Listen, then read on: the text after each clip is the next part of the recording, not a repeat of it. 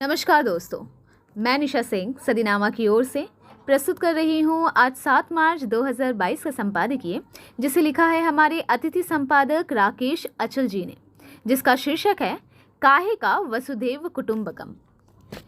संस्कृत की सूक्ति वसुधैव कुटुंबकम वास्तव में पूरे विश्व के लिए एक धरोहर सूक्ति है। धरोहर अर्थात हर हालत रखने लायक, बचाने लायक, अर्थात अच्छी चीज़ों को हम संजोग कर रखते हैं तथा ज़रूरत पर उपयोग करते हैं। लेकिन मानव लोलुपता और स्वार्थ के बीच युद्ध आज धरती पर सारे धरोहर और सिद्धांत को नष्ट कर रहा है। तो आइए शुरुआत करते हैं आज के संपादकीय की। काहे का वसुधैव कुटुंबकम। वास्तविकता और नारेबाजी में फ़र्क होता है और यही फ़र्क कभी कभी परेशान कर देता है। दुनिया में इस समय कहीं ना कहीं युद्ध होते ही रहते हैं, कभी संप्रभुता के नाम पर तो कभी विस्तारवाद के नाम पर। लेकिन इन युद्धों के खिलाफ दुनिया कमर कसकर खड़ी नहीं होती। कम से कम ऐसे में हमारा वसुधैव कुटुंबकम का सिद्धांत तो सवालों के घेरे में खड़ा हो ही जाता है। यूक्रेन और रूस के बीच चल रहे युद्ध के खिलाफ हमलावर रूस में ही हजारों लोगों को युद्ध का विरोध करते हुए गिरफ्तार कर लिया गया। ये खबर पुरसुकून है। कम से कम रूसी दियों के तले घुप अंधेरा तो नहीं है। वहाँ युद्ध का विरोध करने वाले रीढ़दार कुछ लोग तो हैं, लेकिन पूरी दुनिया को अहिंसा और गांधीवाद का सबक सिखाने वाले भारत जैसे विशाल देश में युद्ध के खिलाफ कोई सड़कों पर नहीं उतरा, क्योंकि ये हमारा अपना मामला नहीं है।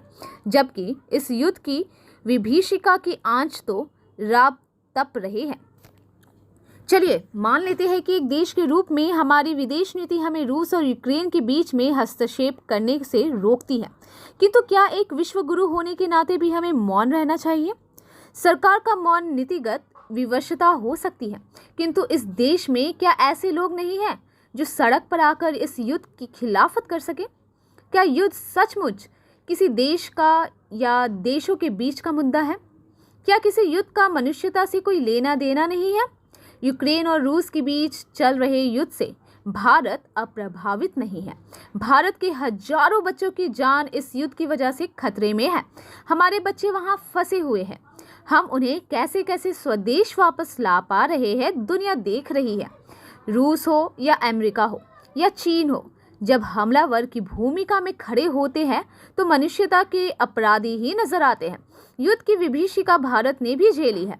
भारत के लोगों को पता है कि युद्ध कितना भयावह होता है और कहां कहां जाकर वार करता है। युद्ध से क्या क्या नष्ट होता है और युद्ध के घाव कब तक भरे रहते हैं। युद्ध सरकारों के लिए जरूरी होता है, जनता के लिए नहीं। जनता तो दो पार्टों के बीच में पिसती है। युद्ध जनता से पूछकर शुरू नहीं किए जाते। युद्ध का अंत भी आसानी से नहीं होता, लेकिन जहां जनता युद्ध के खिलाफ खड़ी होती है, वहां ये उम्मीद बनी रहती है कि इस जन विरोधी कृत्य पर जल्द रोक लगेगी। कोई 15 करोड़ की आबादी वाला रूस, कोई 5 करोड़ की आबादी वाली यूक्रेन पर हावी है। बारूद और परमाणु के दम पर उसे झुका लेना चाहता है।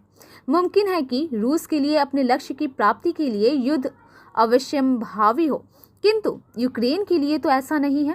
पूरी दुनिया के लिए युद्ध क्या अंतिम विकल्प नहीं है? नहीं हो सकता क्या? दुनिया में युद्धों का लंबा इतिहास है, लेकिन खून से लथपथ इस इतिहास में विनाश ही विनाश है। आपको याद होगा कि कोई 6 साल चले द्वितीय विश्व युद्ध में 6 से 7 करोड़ लोग मारे गए थे। भारतीय उपमहाद्वीप पर मुस्लिम आक्रांताओं के युद्ध में कोई 8 करोड़ लोग मारे गए। यूरोप और अमेरिका के बीच हुए युद्धों में भी असंख्य लोगों की जान गई। कोई 200 साल में 13 करोड़ लोग युद्ध की भेंट चढ़ गए। पिछले हजारों साल में दुनिया ने कोई 46 ऐसे बड़े युद्ध देखे हैं जो मनुष्यता के नाम पर कलंक है।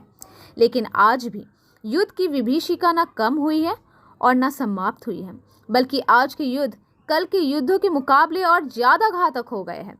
अब युद्ध शारीरिक सौष्ठव और हथियारों से नहीं लड़े जाते। अब युद्ध में अणु और परमाणु शामिल है, जो पलक झपकते ही सर्वनाश कर सकते हैं। जापान में हम इतना ट्रेलर देख चुके हैं। रूस और यूक्रेन के युद्ध में परमाणु हथियारों के इस्तेमाल की आशंका थी, जो शायद अब टल गई है, लेकिन युद्ध जारी है। ये युद्ध बंद होना चाहिए।